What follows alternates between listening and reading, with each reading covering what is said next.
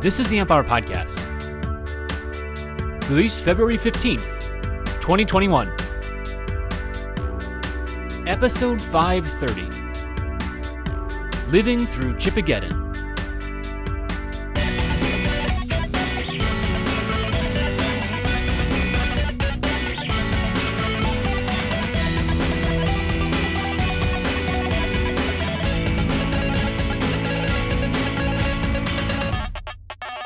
Welcome to the Amp Hour. I'm Dave Jones from the EEV blog. And I'm Chris Gamble of Contextual Electronics. Live in video, staring at each other again. Well, not live. Live, well, you know. We could do live, but we don't do live, yeah. We're real time Yes. connected. Using Zencaster, video beta. Anyway, we won't crap on more about that. There will be... Yeah, there's a video Dave did where we tried this out, so you can go and watch that if you want to. Yes, you can watch that. So we decided, well, this Amp Hour episode we will record video of as well. So if you want to see our talking heads while we're doing the Amp Hour, it'll be up on the YouTubes. Yeah, gotta get that Rogan money. Yeah. So I guess there'll be two versions of this on our YouTube channel, because we do have a YouTube channel, the Amp Hour YouTube channel. So That's actually really useful too. The thing that was nice about that last week, someone was on Twitter and they were deep linking to a point in the Raspberry Pi conversation. They were like wondering, like, oh, where was this? I think it was Arturo on Twitter, and he was talking about like something that some of the Raspberry Pi folks said, and then he could just deep link to the actual thing. So right, I actually forgot my headphones. We were too busy dicking around trying to set this thing up that. Hang on, this is classic. Quality. This is classic. Yeah, it's already impacted the work? Quality of our show. There we go. Yeah, well, you know, little pebcac right there. Right. Yeah, it's unbelievable. Anyway, right, the real Amp Hour, the audio Amp Hour, which is what podcasting's all about, right? If it's video, it's not a podcast anymore, right? I don't know. I guess we'll hear from our audience if they care. I mean, we'll see who cares about it. Got it. All right, we have to talk about Chipageddon because it's Chipageddon and it sounds so cool. The BBC deciding to bestow quite a term onto Chipageddon. Chipageddon, it's great. I just love the term. So it's imminent disaster. You know, it's like, bunker down. I mean, I've been talking about the first time I brought this up about 3 or 4 weeks ago. No, maybe 6 weeks ago. You're like, oh, there's no problem. People want to hear about parts. And I was like, okay. I didn't say that. Oh, yeah, no, we have recorded evidence of that. Really? Okay, that's recorded. Damn it. I mean, it just keeps getting worse, though. I mean, like, the things for me are just like TI regulators. For some reason, I just can't. Like, I designed some in, and they're like, oh, we've got all of our brand new ones, but, you know, of course, I'm designing in stuff from 2-3 years ago even, and that's not available. I don't know. Like, it's just and it's not like these are footprint drop-in replacements. These are, like, you know, super specialized footprints. Even though they're not, like, super fancy parts, they're super specialized, and, yeah, I'm stuck with what I've got. I think the last time I looked, it was a June 1st delivery to DigiKey, and so it's not like I'm going to go put in an order at ti.com or something. I'm not buying enough to do that, so I'm just going to design it out. I mean, so TI, if you're listening, this is on you. You're losing tens of chip placements per year. Tens. They're quaking in their boots. Oh, boy. That's right, yeah. Yeah, anyway, Chipageddon is, so the article just summarizes that, look, I'm not going to bother, like, pulling up the screen recording and everything for the video version of this. Sure, not many people are going to be watching. You don't want to show you're not going to show the articles. Anyway, that's better too, because then we don't say things that are like on screen and people are like, "What are we hearing?" Yeah, no, that's fine. So anyway, there's apparently like chip shortages in all sorts of industries, and they mentioned the NVIDIA graphics card segment, the NVIDIA graphics card rollout, the iPhones, Xbox, PlayStations, and all sorts of, and automobiles as well. Autos are the ones that I think impact me Yep. most directly, at least. Yep. And maybe you as well. I just like think anything. Why would it impact you most directly? Because industrial and auto kind of like cross over, right? You start to see a lot of things that are like qualified for auto processes these days. You know, they'll just be like, oh yeah, we qualify that up to 125 instead of 85. Oh right, and it's just okay, yeah. And so they do it for convenience, but then it's the same. If it is the same part number, then it's literally like, oh well, it's either Chris Gamble buying 10s or the Ford F-150 buying God knows how many. 100 million or something, Yeah, exactly. And it's just like, there's just no way I'm gonna get that, so. Yeah, because they're saying here, like, cars have over 100 micros in them. Oh, totally. And that's, you know, and that's not going down, you know. Maybe they'll integrate more, but right. I think just like the way that they're packing so many more gizmos in them, so many more sensors and whatnot, you know, like the door handle needs its own micro, you know, because it needs to detect that it's like, it's just nuts. Yeah. So I don't know if you listened, but when Joris was on the show, you know, he designed the Tesla door handle. So that's right. Exactly. Yeah, like, but I mean that alone is like a very complicated, like the Model S door handle is like it's a little robot, you know? It's like crazy. Exactly. It's nuts. Because it pops out, or I haven't listened to the episode. Doesn't it pop out automatically? It's got like a little motor. Does. And on the S it does. On the Model 3 it's a push. So but it's like that, you know, flush thing. Speaking of that, I tweeted last night, there's a video, I think it's on CBS or one of those, you know, big mainstream media things. It's the interview with the original founders of Tesla, with the two original founders. I saw which that. Yeah, Elon Musk is not one of them. And it's like, and it's just like two nerdy engineers just being interviewed. It's like, you know, these guys, like they're entrepreneurs. They did like an e-reader startup and stuff like that. But yeah, it's just, you know, they're just more interested in the tech than they are the business side of things, really. That's right. You know, it's clear. So on to the next thing, on to the next problem, on to the next fun thing to work on. The next fun thing to work on. Yeah, exactly. Yeah, I mean, it's a different skill set to like go and take it and make it a big thing. It's just, you know, you think about like all these people that are like tech founders or whatever else. It's like, yeah, if you want to get super rich, you're not going to be day to day. Like very few people. I know they talk about you're not like, going to be the day to day engineer. Yeah. Yeah, exactly. Like, Elon like has all these meetings, whatever. He's in meetings all day long. Aside from, you know, I'm sure he's very curious. He's a very curious person, whatever. But like any of the tech people, it's just like from a organizational standpoint, you cannot dig in and do the tech stuff. And I just think it sucks. You know, if you want to do the tech stuff, you got to stay in the tech side of things. You know, like individual contributor. I thought about this for consulting too, and like people ask me if I can do a job after I've already got a bunch of jobs, and I start to think of it. I'm like, oh well, I could hire all these people on, I could pull on subcontractors, I could do all this stuff. And then you manage, I extrapolate this out, and I'm a project manager, and it's exactly. Like, I can make more money, but that's boring as hell. I got into this to do more tech stuff. I want to do that.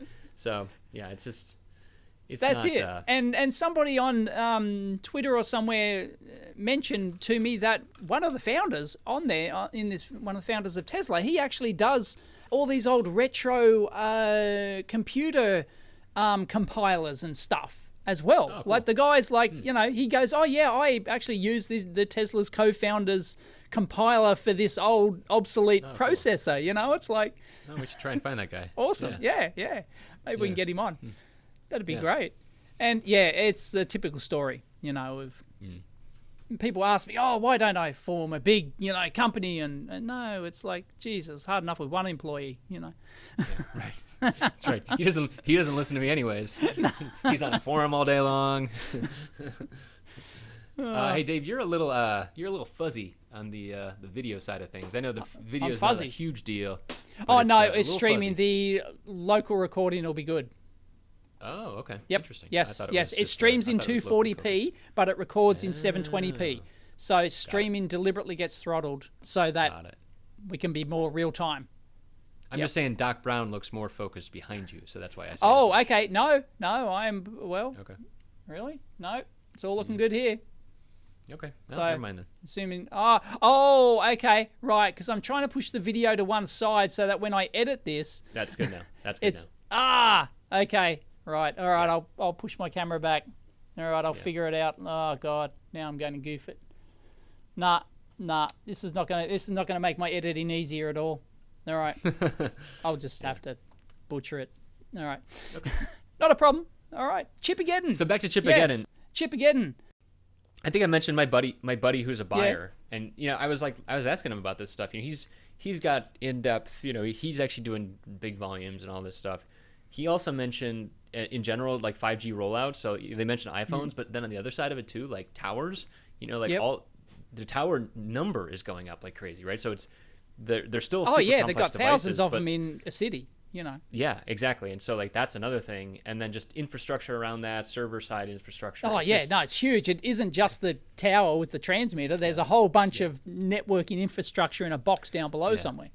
That's right. Yeah. And so he said that's definitely one thing, and then but the real thing is he said it was okay. Let's see, March, April. Everything started to fall apart with coronavirus in the States, at least, right? Yep. And so all these companies, they go, ugh, and they're like, pull all the orders, shut everything down. This is 2008 again. Red alert, red alert, red alert. And they do that. And then 2 months later, they're like, oh, look, the economy's roaring. And so so they all put their orders back in. And what are you going to do? Go tell Ford or Tesla or Apple no? And it's just like, so then it just becomes, well, we're just going to take every single thing that's in the supply chain that you can possibly give us. And here we are. So many of us have been complaining on Twitter about this, and I think the best advice I've seen so far is, it's not, I think it was Joseph on Twitter, it's not good enough to just like see that something's in stock and design it in and then go buy it. If you see something in stock and you're going to use that, you buy it right then. Like as many as you think you, not like overbuying, but like it's like you need to build 10, go buy those 10. It's going to be worth the investment. Or 20 or 50 or, it depends on their price, like if they're little, Well, and that's the thing, though. But then the people overbuy as well. That's also, I think, contributing to it. Like people, these purchasing agents as well. They're scared. They're like their jobs depend on it, right? And so it's just like so then there's overbuying, and it's just. So I think what's going to happen is whenever the supply chain actually catches up, I think we're going to see a lot of extra chips because they're just all overbuying, they're over ordering as well, and so that will be nice for cheap chips and about cheapest chips. About the end of the year, probably, maybe later, but like until then, it's gonna be a fight. So and it's not just the pandemic. They said it's it's all sorts of factors that are going into the Chipageddon. Yeah. So yes, Chipageddon. Yes, wow. But you can get capacitors sometimes, so we're past that one. It's just like it's just lean manufacturing. Right, and Samsung are building a big US fab. That's right. This is actually, I think they're looking to expand. This is like the last time they did this was when I got a job. Right. So this is down in, I think it says they got a permit for like Arizona and New York, I think, and maybe Texas. I think they're just going to spread it around and try and get like tax breaks from all the different places that already have chip fabs. Yeah, you'll choose the one that gives you the biggest tax break, of course. Yeah, exactly. Oregon's not on there, right? So like the main places in the States are Oregon, where Intel's based, and who's the other? Not Hynix. There's a memory maker up in Boise and Idaho, and so like Pacific Northwest, there's some chips factory stuff. Arizona is where like Microchip and some more Intel. There used to be a lot more in California, but now it's all small fabs. And Richardson, Texas, is where TI is, but they have been pushing off to TSMC and otherwise, which is another problem in the Chipageddon side of things. Austin's where Samsung is. Yep. And then East Fishkill and like Albany area, that's where like Global Foundries and IBM exports came from. IBM was really Vermont, but a lot of their employees ended up moving over to like upstate New York. So this is the decision making I had to do when I was deciding whether or not to stay in the chip industry. Those are the 5 places I could live. Right. And, that's it. Only some of them sounded okay. And you can't really telecommute in the chip industry unless you're maybe designing the chips or something. Then you don't have to live. No, but if you're on the floor, it's like, the chips have to be made. A lot of people I know, they ended up in like upstate New York in like pretty much couple hours from where I grew up, and it's just like farmland, there's a ton of really, really smart people near the Finger Lakes, and well, is that a problem? No, it's just really boring. I mean, it's like sounds nice. And it sounds cheap. Yeah. Boring's usually cheap. So that's true. Yeah. Yep. Got it. Yeah. So we'll see what they do with that. I mean, like I said, this is not the last time they did it. Samsung has definitely expanded since I was there in 2006 to 2008. So that's when they built their first chip fab. After they built one in like 99 and then 2009, and then they expanded it over time, and they moved into the logic side of things. They started making Apple's chips for a while. Yep. And so this new one would be like a large expansion of that like high-end processor chip side of things. So definitely way more advanced than anything when I was there. So it's good news for wherever it lands, but it's I think it's someone said in the comments even, it's just like, you think it's hard to get chips, try and get the machines to make chips, like exactly. Tel and AMAT and all of the people that make the actual machines they're very, very complex. They're hugely complex process. And for those who want to know, Samsung have South Korea, they've got a USA Austin, Texas line already. That's the one I used to work at. Yep. Right. Okay. Yep. And it's really the only South one Korea, outside of mostly Korea. South Korea. They've got like 4 in China, but more 6 in South Korea, 4 in China, 1 in only the US. 6? Oh, only 6 logic fabs, I think. Yes. I think they have okay. memory Well, fabs. I'm just looking at the Wikipedia list of semiconductor fabs. When I was there back in 06 to 08, they were building, I think, fab 15 or 16, and they do double floor. So they're like these monster buildings, and then they're stacking them. Oh, they're stacking them. Wow. Oh yeah. That's okay. Because that makes a much more expensive building. Like it's easy and cheap to build like a single level, metal roof, but then it's all got to be clean, right? Yeah, it's not. I mean, it's not going to be cheap no matter what. I think it isn't making a Tesla car, right? It's not. Well, yeah. I don't know. They definitely. I think they might save a little bit just in terms of like the plants, like the power plant and the water plant and all that stuff. If you all of the logistics of having the crazy chemical inputs to a process like that. So. Oh yeah, no. There's not just machines, like it isn't just powering. You need all sorts of water and chemicals, and and all of that has to come out as well, and it's all very messy business.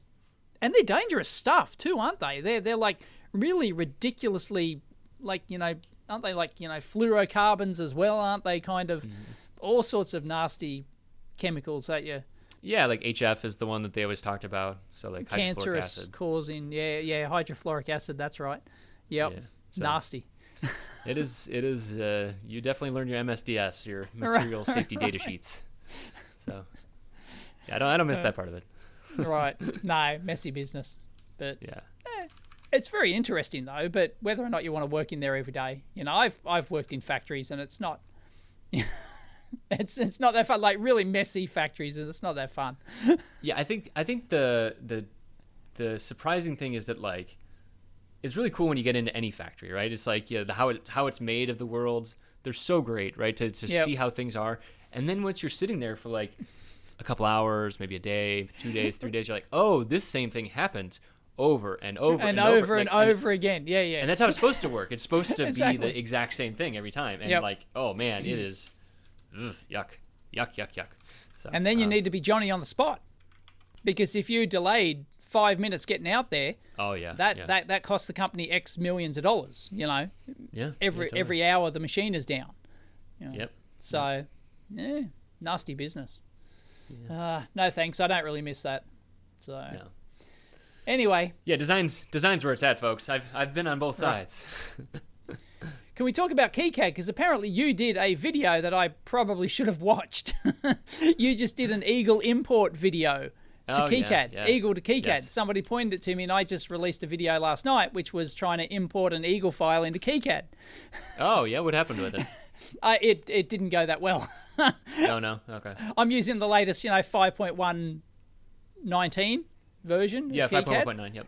Which is the latest 19, release. Yeah. .19, which is the latest release. And, it imported, but gave me some errors, and then there's all sorts of, it's messy. It's messy. What are you trying to import? The power planes aren't connected. Oh, this is for the Trezor crypto key. I downloaded all their open source hardware stuff, and, to see if I could import it into, and they're Eagle files. So the only thing I had was the Eagle board and schematic files in an older version, 7.77 of Eagle, and tried to import it. Yeah, it wasn't that great. And then everyone, a lot of people said, oh, yeah, everyone has issues with it. It's not great. And people have written their own Eagle import scripts because it doesn't work that well. So they had to write their own to solve, some issue they've got, things like that. So was yours easy? I haven't watched your video. Is there some trick? the old one was messy, right? It was just whatever. But a lot of that stuff has been improved in the 5.99, which is the pre-release for the version 6. So. Oh, okay, right. So I'm simply not using the latest. Well, I'm not. I am using, the latest release. Stable. Yeah, stable. Exactly. That's right. Okay. And we should be. So it is February. I think FOSDEM is happening or did happen. That was kind of like the target for V6. I don't think they're gonna. I don't think they made it. I think we probably got another month or two. Hence 5.99. Well, they've been like that. So they want to have it so that they can, so that it's very easy to tell it's not going to be. You wouldn't be able to catch up to that revision, even if you had to rev the stable many, many, many times, right? Right. So it's like you don't want to call it V6 or V6 RC. You basically call it 5.99, and then when you're ready, you tip that over into the V6 thing. So got it. Yeah. So the V6 is nice, but there's still some issues. Yeah. Okay.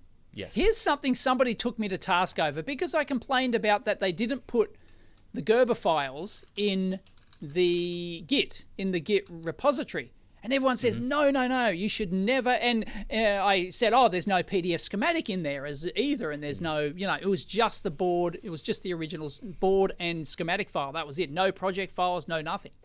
And people took me to task saying, no, that is what Git is for. Git, you do not put the compiled stuff into Git. But I thought that's what you've been crapping on about for years. Yeah, they're talking about software, though. Yeah, I know they're talking about software, but they're... I don't abide by that, actually. I think I think is the wrong... So, yeah, I keep my source files in Git, on GitHub. Yep. But then what I do is I've started standardizing on an input folder and an output folder. Okay, right. Because on input, I want to, capture all of any step file that I'm bringing in, any kind of graphics I'm bringing in, anything like that. But then on output, it's all manufacturing files, right? Yep. And the tough thing, the reason they say that is they don't want things to get out of sync. That's what I was going to say, yeah. It's about sync, yeah. Right. And there's sync-obsessed people, because that's what Git solves, right? Is supposed to solve. Right. And then this hardware business comes along, it just screws everything up, right? Because we have to make stuff. It's kind of like jury rigging it for the system that's being put in, right? And yes. And so if you're releasing a Rev A to production, okay, great. You're supposed to so basically one way that you could do it is you tag at whatever revision is, you tag it and you say, and then you could, and the tag is maybe labeled Rev A, very simple, all lowercase, whatever. At any point, you could then go and say git checkout Rev A, and it'll zoom you back to that point, and you could view the files, whatever. Personally, I do not like that. Because I still do that, and I like that. But when Rev A happens, I put an official schematic in the output folder, and then in Rev. So then, by the time I get to Rev D, which happens quite often, I actually have Rev ABC in the output folder, tagged at each tag point, because most often I need that reference to go back to. I can't switch, I can't have multiple repositories and side by side compare. I want the actual hard file there. And so but if you just made some changes but you didn't actually release that schematic, would you still put that in the output folder? No. I want the official one, that's because anything that is at the mark, anything that went public, manufacturing. Well, and manufacturing, really, that's what I care about. Manufacture, but even if, but what if you manufactured a prototype and it didn't go anywhere, and you only care about the ones that went public, for example, because you're doing 10 internal prototypes. You're just doing prototype after prototype. Sure. I mean, yeah, then I would put all, put Rev A you through J would put them in all there. in. Okay, right. Yeah, I think so. All right. Okay. Would you? I mean, how would you do this? Oh, yeah. Well, no, I've done both. Okay. I'm guilty of doing both. I don't think there's a right answer here, right? It depends. No, there is no right answer. But, I got taken to task by the Git purists because they said it's, Yeah, I mean, that's the thing. They're talking about it from a software perspective, right? Yeah, exactly. I get it. They don't like binaries. Totally. And no, I totally I don't get it like as well. binaries either, They say, you should build from source, you should have this, whatever. Yep, I don't, always build from and the they're source. They're probably also talking about like automation and what they called continuous integration type stuff, and it's you should always build the latest or build it from source at a certain time. No, I don't agree with that. I know. I would love to hear arguments against it, but just saying don't do it is not a good enough argument for me. Well, this Trezor thing, right, is probably a classic example, right? They've got, for the older version, they've got more stuff. I was working on the newer model Trezor, but for the older one, they included the bomb and they included PDF schematics. They included all sorts of stuff.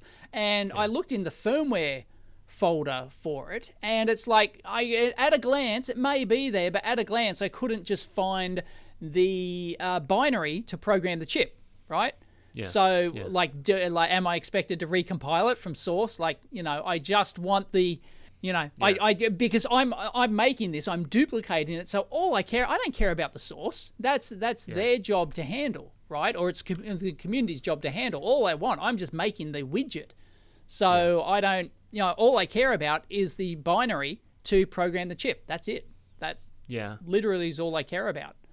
So sometimes it exists in the releases folder, right? So there's when you do an actual release, when you tag something, it will do a release. But there should be a binary at that point. Like there should be somewhere. It's got to be somewhere, but it may not be in the source. Yes, it could be in some release subdirectory somewhere that I haven't found yet. Well, and so KiCad still doesn't have a way to script to like the API is catching up in terms of like scripting. So there's a talk by Jesse Vincent, who has been on a show during one of the travel shows I did. But Jesse runs Keyboardio, and he did a talk at KaiCon about basically this whole idea of like scripting it out so that when you tag, so that you say, hey, this is Rev A, you hit go, and it goes and it zooms off and it generates your Gerbers and your bomb and I think Altium does this sort of thing, right? And it generates basically a manufacturing package. Yep. Yeah, and so like basically that kind of idea, and I like it a lot. It's just if it's not built in right now, I'm not really capable of doing it. Right. So, yeah. Got it. All right. So Git, please leave it in the comments down below if you what you do. Yeah. That'd be great to know. I mean, like that's the thing. That's. Yeah, I have no problem with it not being in the actual source subdirectory. That's fine. I'm fully on board with that. But there should be like an output folder somewhere. Yeah. But there's not. So Anyway, so I can't push my stuff back into somebody else's Git, can I? I've got to do a pull request. Yeah, so the way you do it is you would fork the repository, right? So if Trezor has this open source thing, you fork it, and then it basically creates a copy in your GitHub account. Yep. It's the exact same. Basically, it tags it at, not tags it, but it basically grabs it at the exact time that you did that fork. Yep. You go and make your changes to it, and then you push that change back to Trezor, and you say, hey, here's the changes I made. Do you want to include these in your repository? And they say, yeah, sure, why not? Right. That's like so that may not be changing the source at all. That may just be adding an output subdirectory because they haven't done it. So someone like me could come along, fork it, do an output subdirectory, and then put all the files in there, and then do a pull request for them to pull it back in. Right. Yeah. See, I'm totally with it now. I'm totally with this Git thing. I'm learning. Yeah, it is a bit of a shift, especially if you're coming because the Altium stuff's also version, and so yeah, that's what I'm used to when I worked at Altium. We were using Subversion. Yeah, it's I assume they're still using it for their own source code and stuff. I think like they that. are. Yeah, a lot of people do still. So right, it's kind of more. Okay. It is more like kind of zip up the whole idea, right? Which is problematic when there are binaries, and really I think this is where ASCII-based type stuff like KiCad does and Eagle does. It's nice because you can actually see changes. Yeah. And and being able to view stuff as well, right? So like I think that's an argument against. So if you are using like a proprietary, say you have to use Altium for this thing, then I think it actually does make sense to have Gerbers and all the other stuff there. Just because even though there's viewers out there, it's just hard to get to that data. I think it's just if you have a PCB dock or a SCH dock or whatever the thing is. It's tough to get to. Well, I think regardless of what package you use, you should be, if you're going to do an open source thing, I guess, there should be like an output folder just to make it easy for people. But, you don't have to. And if you don't want to, because you just don't want to, that's fine, Yeah. There's nothing wrong with that. Right. So. Yeah, I try and I think the thing that I've been figuring out for myself is just like being kind to myself, my future self. Right? That's like right. a key thing for me. Exactly. It's just like, oh, yeah, I have opened up some projects recently and I'm just like, what the hell was I thinking here? Just... Yeah, they're a mess. Yeah. I know. Yeah. All right. What else we got on the list today? Well, speaking of great advice that I give myself, I am signing up to give other people advice. So I am starting a new course called Hang Your Technical Shingle, an Introduction to Consulting. So this is a new... Hang your what? Hang your technical shingle. What does that mean? Like hang your shingle? You know, you've ever heard that before? No. A shingle is a roof tile, isn't it? That's right. Or it's kind of like the thing that's like an old blacksmith shop. You know, it'd be like hanging outside, like the sign that says it's a blacksmith shop. Yeah, got it. Okay. They call it a shingle sometimes too. So you hang your shingle. Basically, it's a colloquialism for going out on your own for business. So hang your technical shingle would be you want to go become a consultant. I've been making videos now for a couple weeks. Basically, I have a course, all the things I wish I would have known before I got started consulting. And so let me tell you, Dave, it's about 5 pages of just outline. So we're going to go through and we're going to, so if people are interested in becoming a consultant, a technical consultant specifically, not like a management consultant for like McKinsey or, accounting consultant or anything like that. No, this is like a design consultancy. Consultancy, exactly. Yeah. Or whatever skill you happen to have.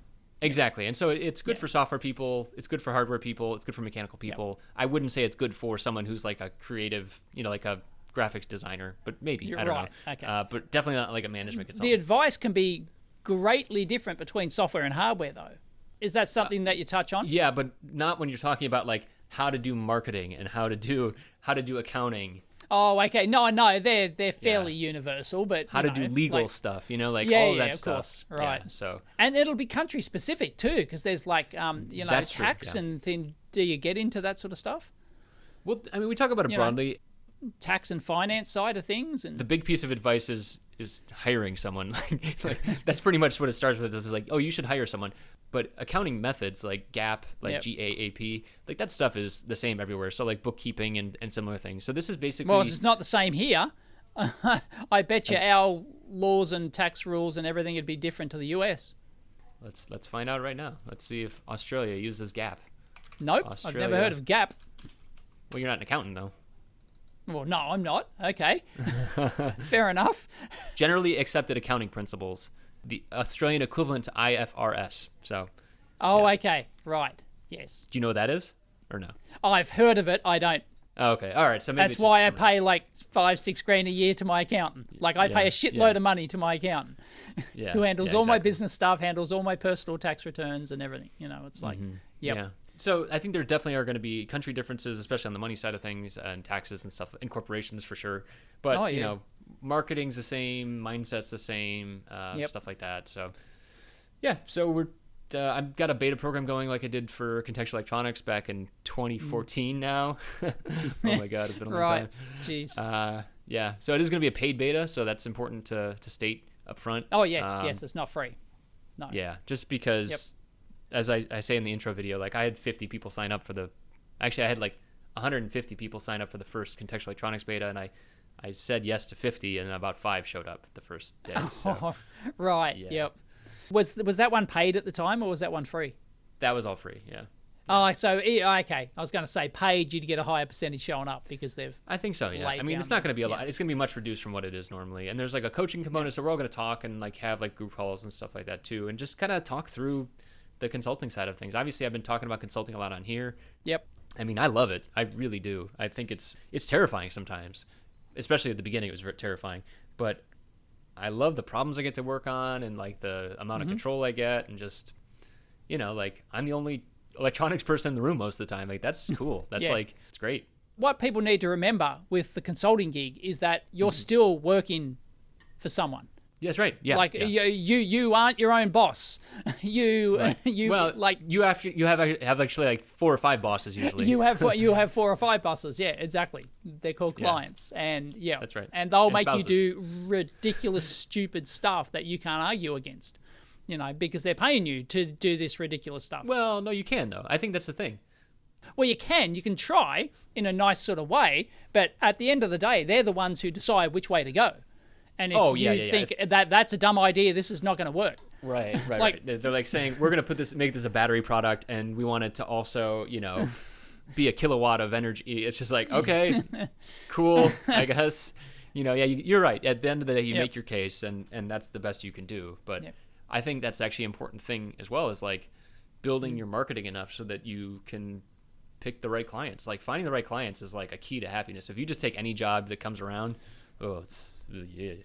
And everybody starts like that, right?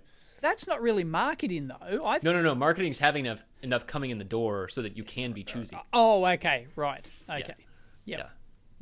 Because I was going to say, for a consultancy, marketing, like what people think of as when you say the word marketing, that's just an absolute waste of money. Paying to like advertise your consultancy on Google AdWords or something. It's just, you might as well flush your money down the toilet. I can't even imagine how expensive that would be.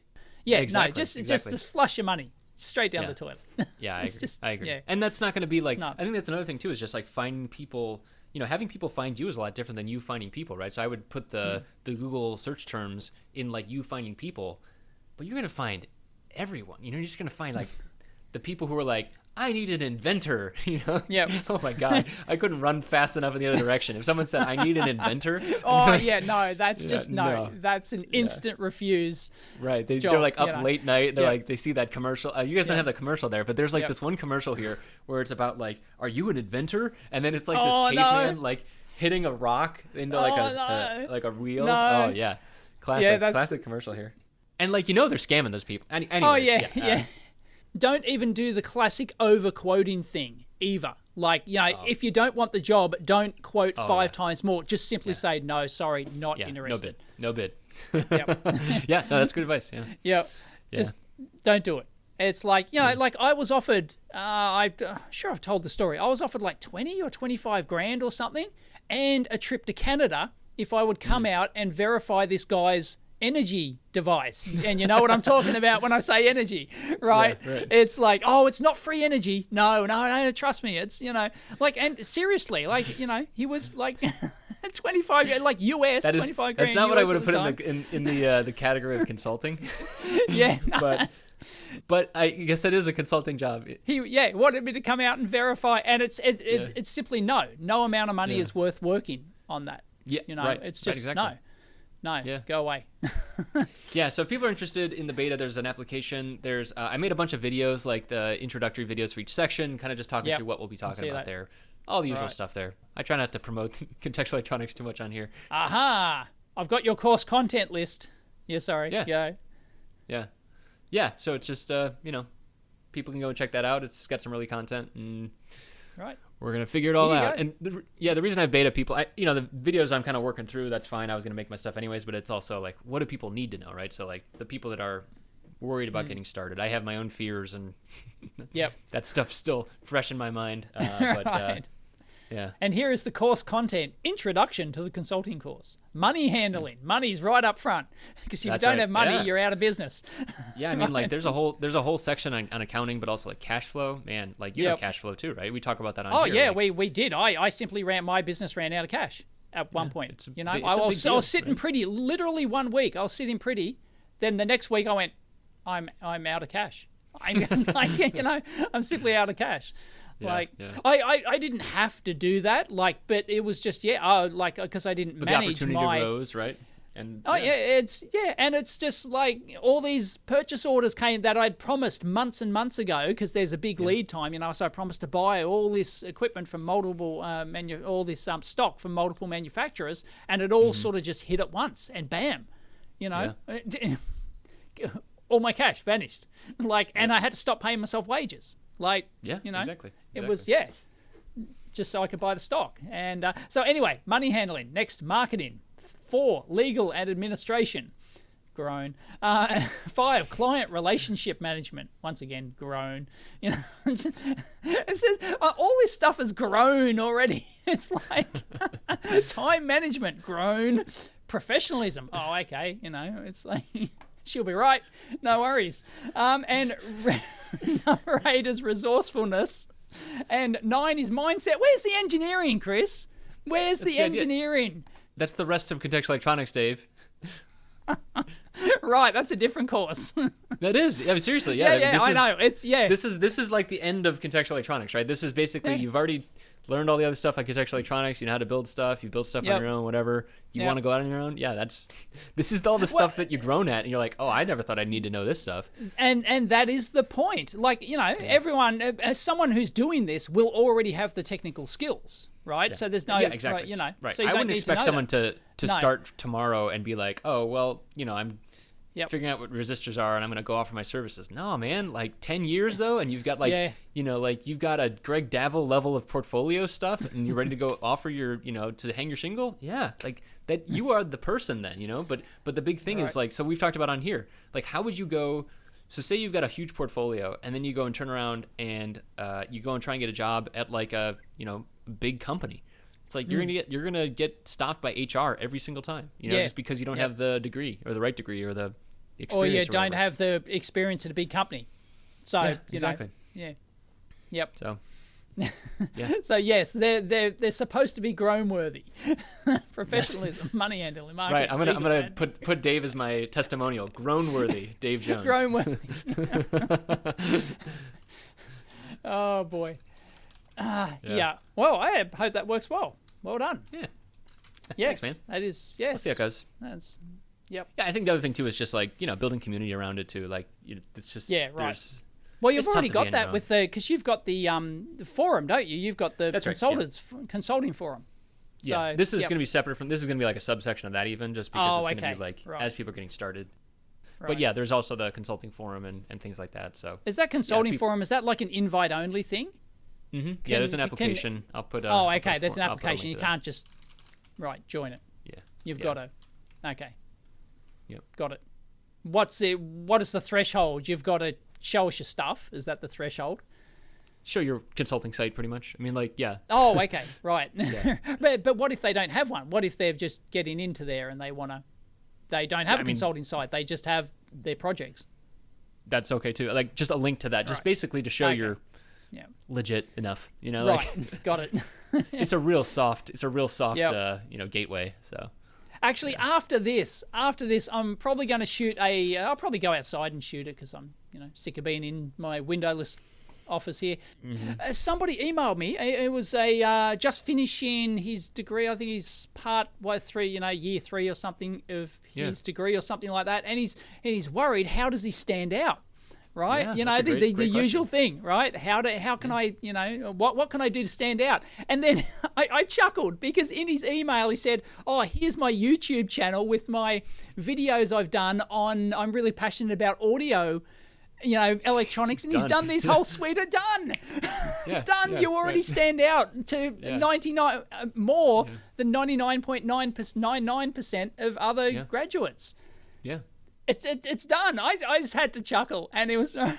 I was reviewing a resume recently, and it was the same thing where like he's like he's got the usual like experience, he has some good experience up front, and some of his classwork and stuff like that. I got to the bottom, and I'm just like, where are all your projects? Like he's like, oh, I didn't think I should put those on. I'm like, no, you should definitely put those on there, and links to your website where they are focused. Don't just say and don't just use the words. Like, you can often include photos in your resume. It's fine to include, we always recommend, I'm sure both of us will recommend keeping your resume to like 1 or 2 sheets tops, right? Maybe especially if you're young. I'd say one if you're young. Oh, yeah. Well, no, even if you're young. Well, when you get older, you find you don't actually need a resume, really, because you're finding jobs in other ways. Yeah. But like 2 sheets tops, but it's okay if you include a whole bunch of photos. Because trust me, when you've got 100 resumes and you're flicking through them like this and you're going, oh yeah, like you'll read the summary at the top and then you'll probably, your eyes are glazing over because there's your 100 resume and then you're just, this is thick, and you see all the photos and you're, holy shit, it's something different. So you're going to be looking at the photos, because it's visually stimulating and you're just going to remember that person. You're probably almost certainly going to get an interview. I think so, yeah. I think it's tough when, I think a lot of the traditional advice too, like if you go to like a career services office and things like that, they're going to be like, here's how you fit into this box that IBM asked for, or this, Apple, or even No. Apple, in a best case scenario, Oh, right? yeah. Tesla Yeah. and Apple recruit here, and here's what they want. Yep. It's like they're going to tell you how to do that thing, and it's like, yeah, you are probably going to stand out through an HR individual at these big companies, but if you're going outside of that, or even if you want to give it a shot, like put a couple photos in there. I think that's great. Like, still work within the rules, but bend them a bit, Yeah, right.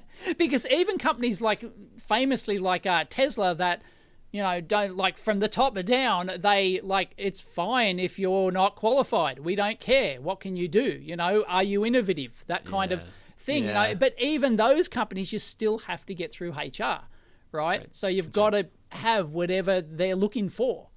Yep. So, you have to give them that. Otherwise, they. I think Dave's frame is really right though too. Is just think about it. Try and empathize with what the person, the engineer reading your resume. Like, yeah, you still have to get, you have to check enough boxes to get past HR. Okay, fine.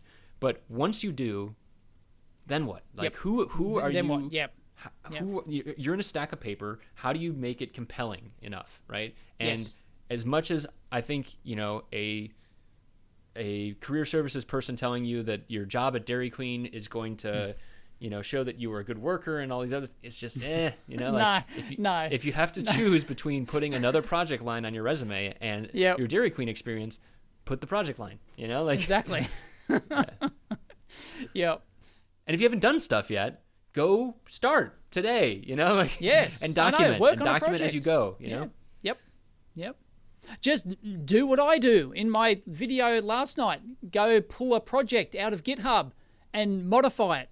Do something like that. You don't even have to start from scratch. Just, take an existing project, modify it, do something nice with it, Yeah, I think as long as you're like upfront about it, right? I remember the first time. Oh, no, it's like, it's like, it's not like, I designed this Raspberry Pi, right? It's like, Right. It's not designed Trezor wallet. It's modified community version of Trezor wallet. Right? Yes, exactly. You've got to do something substantial to it. You can't just take it out and build it. You've got to, substantially give back. And then, but that's just one thing. And then you get experience doing that, and then maybe your own projects and things like that, and start putting it on there. But even that's valuable. Even that, you'll stand out above, 90% of other applicants. Yeah. So now, if you can put some PCB renders and animations on your resume, I guess you wouldn't put animations, but if you could put the renders. Oh, they're schmick. Oh, yeah. Oh, these are sexy. What is this? Yeah, man? we've got a link. Yeah, where's the link? Oh, I also want to put it in here. Spectacular PCB renders and animations. Who's it done by? It's done by Schottky on the EEV blog forum. Publish these on the EEV blog forum. And, they're just, wow. Wow. Oh, yeah. I could go screen thing. It looks like a bunch of, it's a bunch of like power handling type stuff. It's got huge inductors and looks like, power converter big boards screw and things. terminals and and it's just, oh my goodness, it's like you can tell it's like a Photoshop render, but it just looks so gorgeous. You don't care, and he's got like oscilloscope probes and it almost looks like kind of like steampunky kind of. It's got like the dark, high the contrast dark shadows and stuff. It's exactly big in like the industrially type, set in shadows. Yeah. It's like it's done in some dingy warehouse somewhere, It's amazing the rendering stuff that happens these days, right? That's just like throwing. It's just insane. My mind's blowing. It's just nuts. And he's got video as well, but warning, it is vertical video. The pictures are better than the video, although I haven't watched them all. But just absolute. So hats off to Schottky on the EEV blog forum. Here's one. This one's not vertical video. Oh, yeah. Okay. Oh. I can't see what you're seeing if you're trying to show it here. Look. All right. Hang on. Here you go. I will go like this, and I'll go like this, and I'll go like. Whoa. He's not doing Louis anything. Rossman just popped up. Hang on. Here we go. Here it is. You can see it now? Oh, yeah. Yeah. There you go. Wow. It's like, wait, hang on. They'll do the exploded thing. Here it comes. you've got to watch the video version of this. Oh, look at that. That's cool. That's just that's just nuts. That reminds me of Branch Electronics. I forget his name. Branch Electronics YouTube channel. Check that out if you want super high quality, like just mind blowing, tear down photos. It's just animation. It's just insane. Absolutely insane. And he contacted me and he said, he spends like 50 or 100 hours actually producing each video. It's just like, he actually tears down, he's got a process he actually tears down the products and he photographs them and he and then adds renders on top and does all sorts of, stuff to it, and it's just absolutely incredible renders he's got. So, Branch Electronics, just insane. I don't like his voiceover. He's paying someone to do the voiceover, I think, and I don't like the voiceover. But apart from that, it's. You should offer to do it for free, Dave. You should offer to. No, I'm even worse on the voiceover. Offer your services. Nope. Yeah, this is really cool. Like the rendering stuff. I feel like at a certain point, it loses efficacy in terms of like. I think it's really great for product shots, for selling, again, to sell to your clients, that marketing kind of thing. Stuff and Kickstarters and stuff. Yeah. But some people go really far. Like I've seen a lot of stuff with Blender and KiCad recently too, and it's really cool. I haven't found a need for it past, there's like built-in rendering. Yeah, fine. No, I'm happy with a 20-year-old, now probably, how long's 3D renders on PCB been around? Altium were the first to do it, I think. Yeah, okay. Oh, geez, that would have to be 20 years ago now. Yeah. I think. Yeah, and I'm just happy with the basic. I'm just happy to get something. I'm just happy to get something that shows my solder mask expansion and my, silk screen and stuff. If it's functional and and it just shows if you're if you're stepping on your own components or something like that. I think that's really where its value comes in for me. But there are, first off, I think it definitely grabs the eye, right? So if you're scrolling down your Twitter feed or similar, incredible. It's like, oh man, that's going to pop out every time. So if you're trying to get attention for something, I think it does make a lot of sense. It does the job really well. So I don't know what software he uses. Does he say what software he uses there? Were created in Blender. Yep, of course they were. Yep. Blender. Yeah. So it's just cool. It's incredible. It's mind blowing. I don't understand how they can do this. And Blender's free as well, I think. So that's pretty amazing. I think it is. Yep. Yeah, but apparently, there's an art to it. Like it's not something that idiots like us can just go into and expect to produce really high quality stuff like this. There's massive learning curves and and even then, like some really good blenderers can't do some stuff that other exceptional blenderers can do. Right. There's it's its own skill set, right? It's that powerful. It's you develop your own methods and stuff to do it, and it's just that's just crazy. That's great. You should offer that as a service. That would be great. I would definitely feel there's a niche. There is a niche. Yes, right. Just there is a it's like glamour shots for electronics, niche right there. Right. Did you guys have glamour someone shots? should take Chris's course. Sorry? Did you have glamour shots? Like, was that ever a thing there? Glamour shots? What's glamour shots? No, it was like the 80s and 90s. Look up glamour shots. Oh, right, the it was like, Rock posing with the yeah. Well, no, so like it was like a service that you used to hire in like the 80s and 90s. It was like like feathered hair and like everything was like soft, like super soft lighting, and it was just like, and they'd like add sparkles and stuff so like you'd have these shots that like, and like it looked like they had like a fog machine or something too. There is some fantastic old glamour shots, but like for me it's just like this, I use it now as a terminology just for like like way overdone kind of thing. So okay, I'm saying, have you seen the Rock's famous one? I've seen that one. Yeah Okay, it's just great. It's just classic 90s. It's just, I think it's 90s. I think it must be 90s. I thought it was like late 80s maybe. I never did that. No, there's very few photos of me like pre mid 2000s. Like really? There's just ever since digital cameras came along, it'd have to be mid 2000s. No, there's very few photos of me. There's probably one or two photos of me as a teenager. Like there's very few. It just wasn't a thing.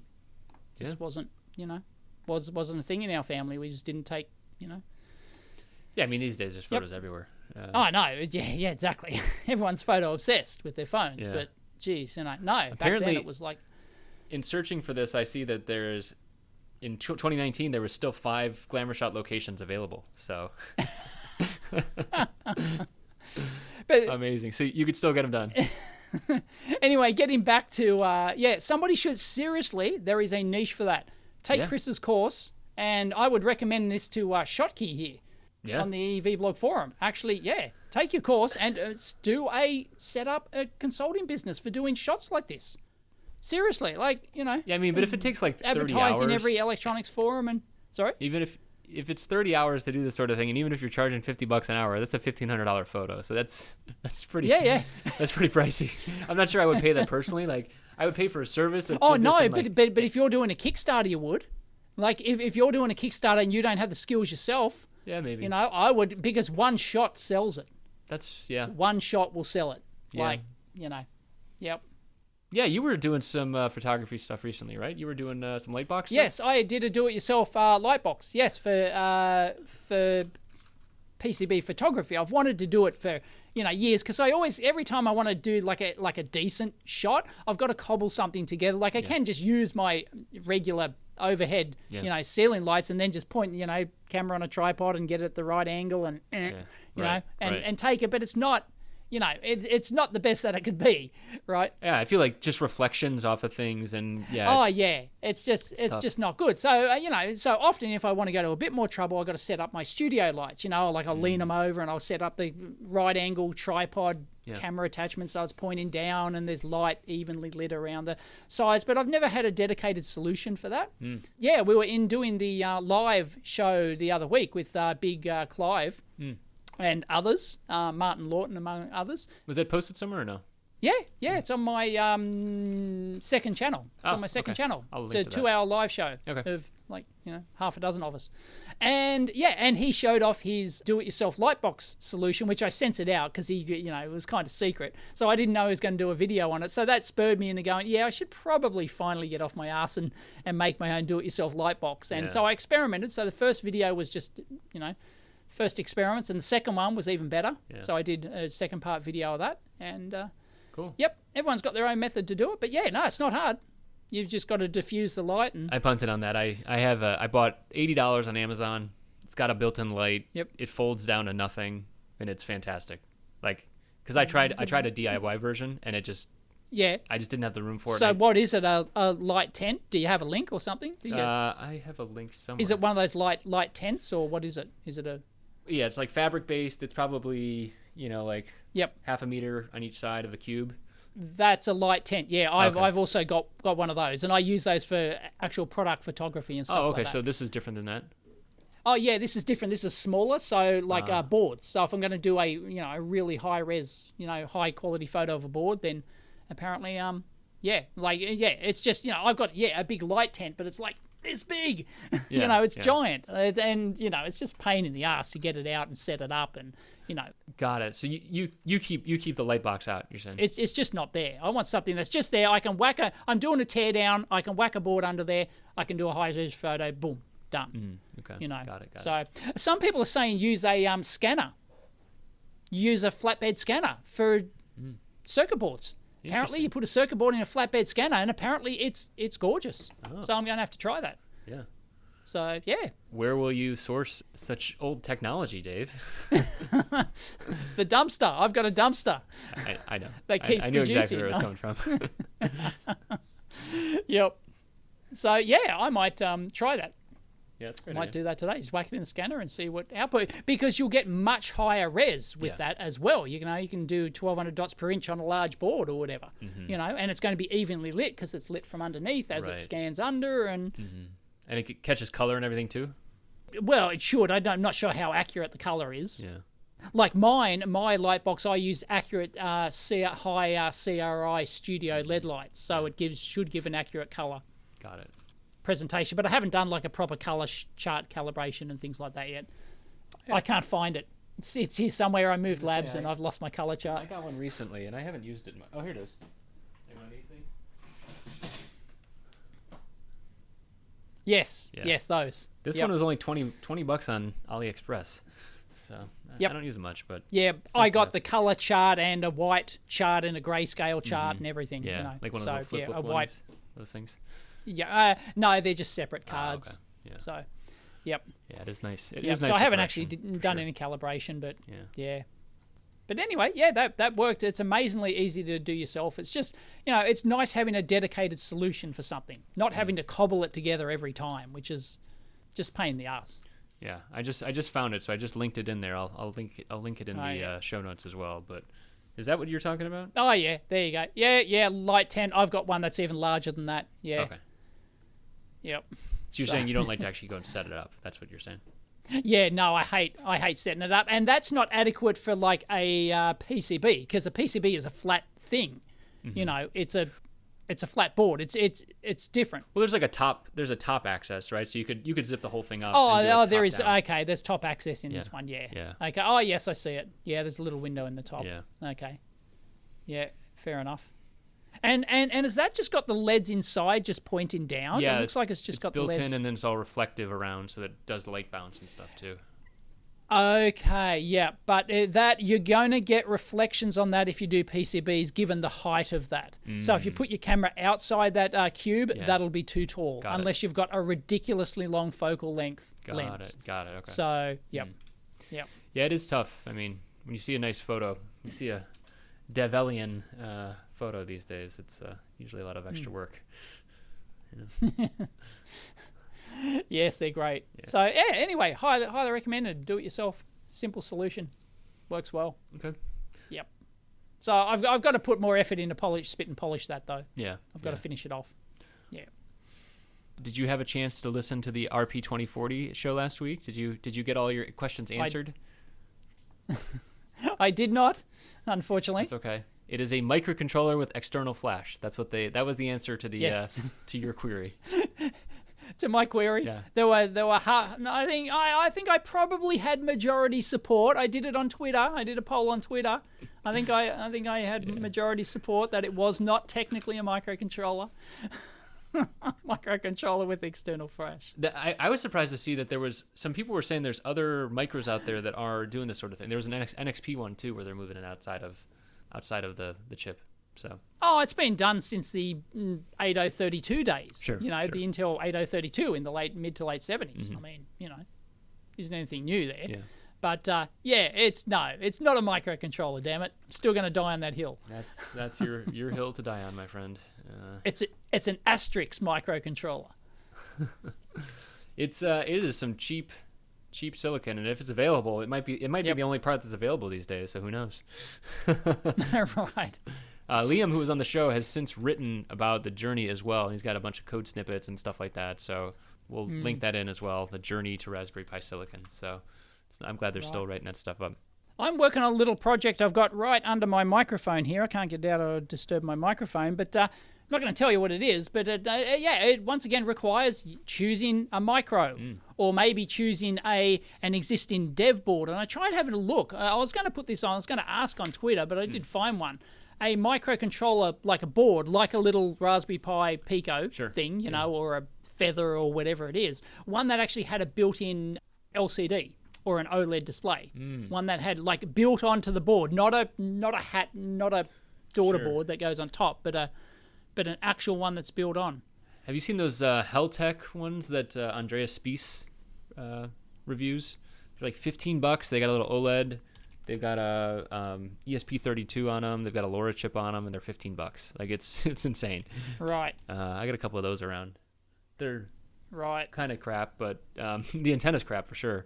Is it Holtec or Heltec? HELTEC, I believe.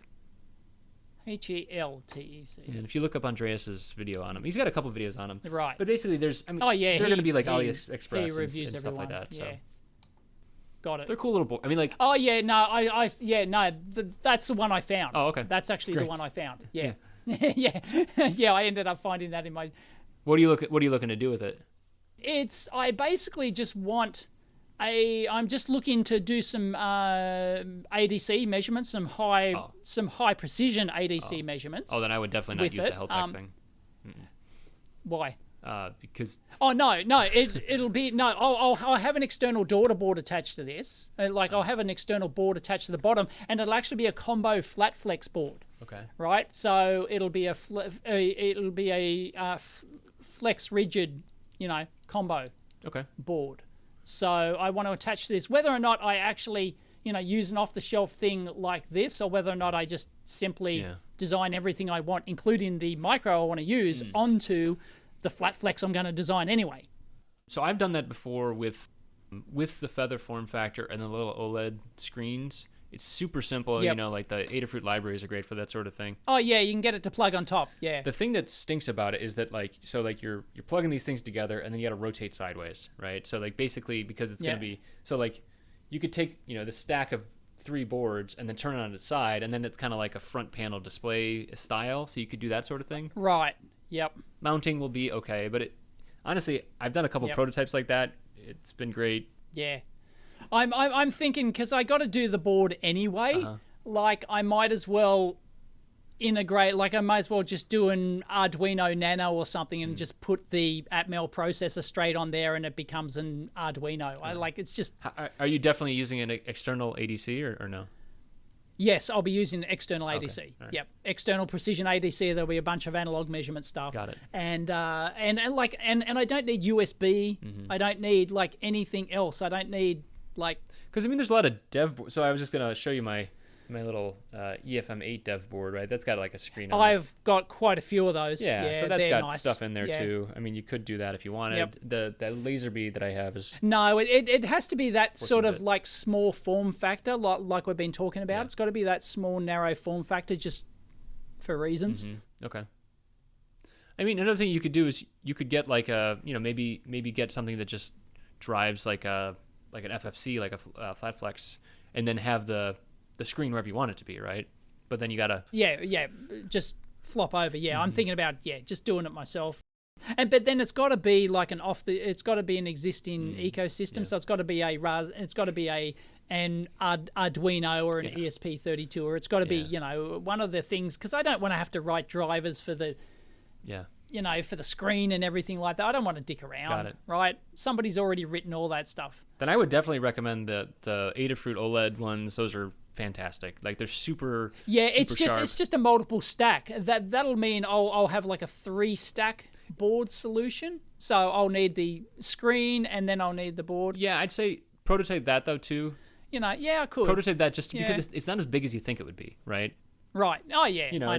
It's the height of 2 sets of headers, 2 sets of stacking headers, effectively. So it's only going to be 10 centimeters. I don't know, maybe less than that. Probably doesn't matter in the end. I don't know. It's just 10 centimeters. No. Yeah. Yes, I did look and consider that one. My ability to metric in my head is gone down over time. Right. You Yanks. I know. You Seppos. I know. Yep. Yeah. Weird. And and some of them have got Wi-Fi. I don't necessarily want Wi-Fi, although maybe some people might get use out of Bluetooth for it. Maybe. Okay. Perhaps. This is going to be a product, maybe, or no? Yeah, it could be a product, just a simple open source product. Whether or not I sell it myself or I just open it. Got it. So this is an interesting use case, actually, because I've been wondering about this. So I don't know if you saw the new SparkFun micro mod, I think they call it. No, I don't keep. I've just given up keeping track of all these microboards. So it uses an M2 header. We talked about it, I think, briefly on here. Maybe it was when it was a guest episode, but it's an M2 header, and then the microcontroller. So they've put another type of standard out there. Hang on, what is an M2 header? That's what you plug a flash hard drive in to your motherboard with. So it's off the motherboard. Oh, right. It's like a high density edge connector. Yeah. And yes, I see it now. Yeah. Yep. And so they have this new standard for it. I don't really get it. I mean, the idea is that you could go and switch out the processor and then the baseboard's always the same. It feels like a weird place to put modularity. It has a long history of this. Before all this maker movement stuff and before all this, before all these micros came along. You're going to say PC 104, aren't you? Don't say PC 104. No, I'm not saying PC 104. No, there were other formats. There were other in the age of PC 104. Aha, right. Right. So right. late, in the 90s and the 2000s, early 2000s, right? Yeah. There were these form factors, and they would use like a memory form factor. Sure. There was one. In fact, there was a community. There was like a consortium of manufacturers, I think. Don't quote me, who got together and standardized on a memory stick. They like the SIM module form factor, and they'd put their computers onto these SIM modules. Like this, like the SODIMM, you mean? Like that kind of thing? Yeah. Okay. Yeah, the SODIMM. Yeah. Yeah, the SODIMM connectors. I can't remember the consortium name or whatever, but that was all the rage, And there's many other companies who have used existing PC-based solutions to develop single-board computers. That's their interface. So there's huge history there, so there's got to be a sure. I guess it's it doesn't seem like there's much on the swappable piece. That's the piece. That's what I don't understand. No, it's not. There's a micro and there's an oscillator and there's a Bluetooth antenna or a Wi-Fi antenna, but that's it. Right. And so what you were just saying about like we could switch out for Bluetooth or whatever else, like that's what made me think of this sort of thing, because you could go and swap it out pretty easily. Right. Put in a Bluetooth version of it, but it's every time I look at an M2 header, I'm like, oh, that looks so big, and then like you actually see it in real life, you're like, oh my god, that's tiny. So like it is really quite tiny. It's small. It's pretty small. Yeah. No, I can. There's a niche there for but but then again, like you've got to buy the M2 header for your. I don't know how much. I've never priced an M2 header, but less than $1. Right, okay. But then the other hardware to actually screw it down as well. I mean, like, it does add up. I was going to say, there's other stuff. Mm-hmm. Yeah, you've got to have the press fit stud, for the, Yeah. Yeah, that's why I think the other solutions are more popular, the ones with the either the pin headers, the stackable pin header, like your Arduino style, or the castellation side of the board style. So... Yeah, they're just more usable in more applications, I think. This is... Yeah, honestly, these days, I just think use whatever is best supported for what the software you want to do, Yeah, exactly. That's all I care about for this solution, this project that I've got. Yeah. It's like everything else, like that's all I care about, because I don't want to spend a month writing the bloody software. I just want to... Okay, I might have to write my own analog to digital converter interface and read the sentence, but that's it, right? That's the only thing I should have to write. Everything else should just be handled. Yeah, it'd be interesting. I mean, how much speed do you need on your ADC readings? Oh, nothing. No, nothing. Oh. No. It could be 5 times a second. You should try out like CircuitPython, MicroPython. That would be another good one. The thing I really like about that is like the prototyping. No, it's just a new language. No, I just want. It's super simple, man. Arduino EC. I'm just saying. No, it doesn't matter. It might be super simple, but no, it's like why? I already know how to program in C. Why would I learn CircuitPython or whatever? Because you're a content creator. Yeah, I'm a content creator, but no, sometimes I just want to bring more people into the industry. Yeah, maybe. Yeah, okay. Right, but then it's also you can't just really say simple. Can't just say it's super simple, right? It's a learning curve. You can't just throw it out there. It's super simple. I mean, here's the thing. I've been through both learning curves of C and MicroPython, and let me tell you, MicroPython's a lot easier. It's, Sure, but I already have the C skills. True. Okay. Well. And almost everyone programs in Arduino. I mean, how many people out there are Arduino literate? Sure. Right? Sure. Practically everyone. So, it's... I wouldn't agree with the practically everyone, but I would agree with many, yeah. And it'd be jumping on a bandwagon. That is which is fine if you want to do that, but switching to CircuitPython to do that would, the reason that you do it, there's no advantage. It's simply you're jumping on a bandwagon because I want to do videos on that topic, right? No, I think there actually is. I think there actually is very specific advantage, which is the prototyping is faster. I can tell you that specifically it is much faster. Right. It is a change in paradigm, right? So it's no longer like, it's not click, upload, verify, test, whatever. It's literally like write code, hit save, write code, hit save, and like you're just seeing this live action happen. It's something different. Okay, well that's pretty. It's cool. Worth trying. All I think maybe on its own, maybe not for a project you actually want to like. Right. I think what you're saying here is making progress, right? You want to make progress fast. Yes. And I want to make progress fast. Yes, exactly. Yeah, Jay Carlson posted a project he was doing, and he was saying on Twitter, he's like, I'm really proud of myself just because I got it past the finish line. And like I really resonated with that because it's so easy to just like over optimize, and just getting something out there, even if it's suboptimal, just pushing past the finish line is really important, you know? Yep. So tell me about it. But you should make another video about micro or circuit Python. You should try to. Oh yeah, no. Yeah, that'd be that'd be a thing. Yeah. Cool. Yep, totally. That's great. But not necessarily for this project. Yeah. Sorry. That's okay. It's all right, Dave. You're not paying me for consulting anyways. Yep. And if you were. See, because I would have to do... right, because I wouldn't want that, learning MicroPython to be part of that video series designing that thing, right? Yeah. I want designing that widget to be just designing that widget. I don't want to have to, then do 2 or 3 videos, learning the intricacies of MicroPython, right? I'd rather that... So I'd have to do that first, then jump in this project. So if I choose MicroPython, well, I've got to go learn MicroPython first. And then, because I'm a content creator, I'm going to shoot video about it, right? So then I've got to create a whole video series on MicroPython or whatever before I can even start work on my little thing that I just got excited about yesterday. That's true. Right? Yeah. It's like, Yeah, that's a good point. Yeah. Good point. Yep. Enthusiasm for a project is everything, right? Yeah. If you don't have the enthusiasm to finish it, then you momentum. Very important. Yep. So that's why I poo-pooed your MicroPython thing. Well, so you also like poo-pooing for things, this project. Let's be honest. Yeah. No, come on.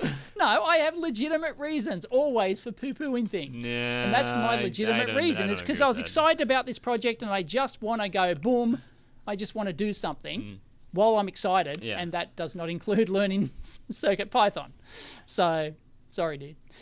It's okay. No skin off my back. Yep. Oh, boy. We're way over. Yeah. We're an hour and 16 minutes. Yeah. That flew by. The video editor is going to be pissed about this. I was going to do shit today, and now I've got to edit this video, don't I? Glutton for punishment. Yeah. No, I'll just slap it together. I'll just side by side render. That's it. Yeah. No taking out ums and ahs.